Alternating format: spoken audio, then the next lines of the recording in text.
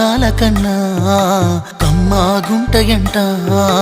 లేక లేక నేను ఫోను చేస్తే నువ్వు హల్లో అన్నవంటే బెల్లం బువ్వ కన్నా తీయగుంటదంట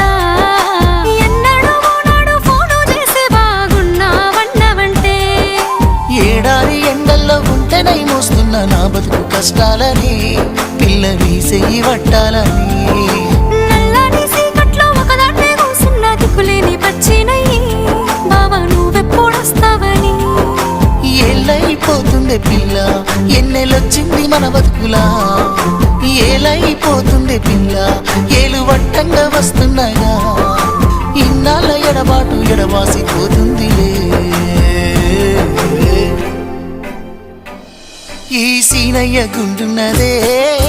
సినదారా నీ కోసము ఈ దూరాన్ని చెరుపుతూ తీరాల తెగిరింది అందా